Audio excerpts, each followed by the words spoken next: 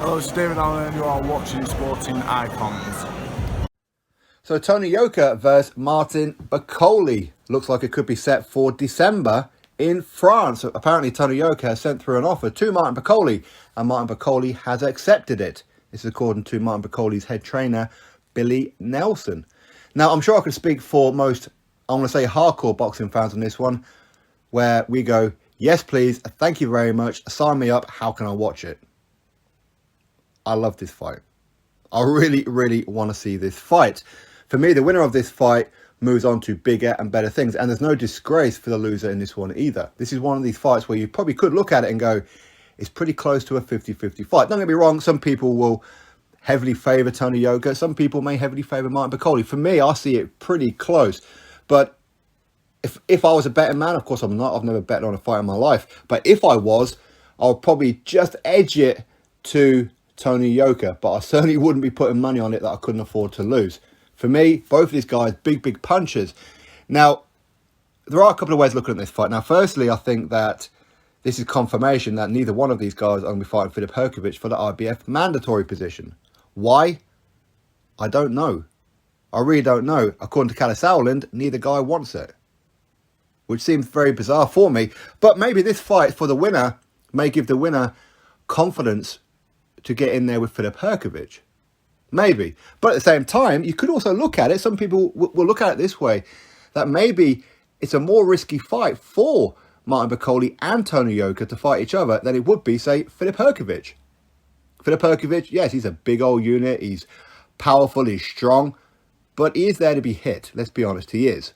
I don't care how good his chin is, he is there to be hit. So you could look at it and say, well, maybe it's a more risky fight. That's one way to look at it.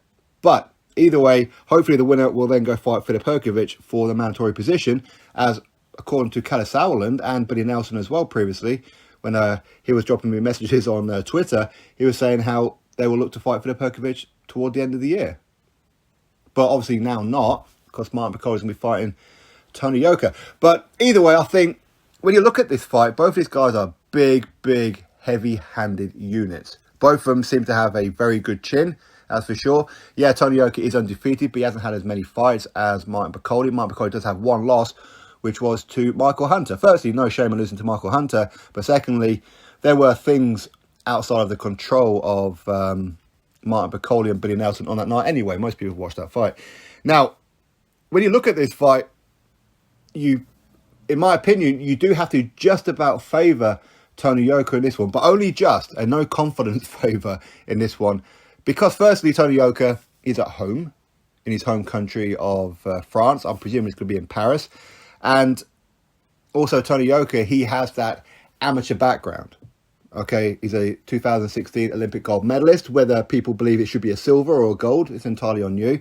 Maybe Joe George should have the gold. However, but he still has that in his locker.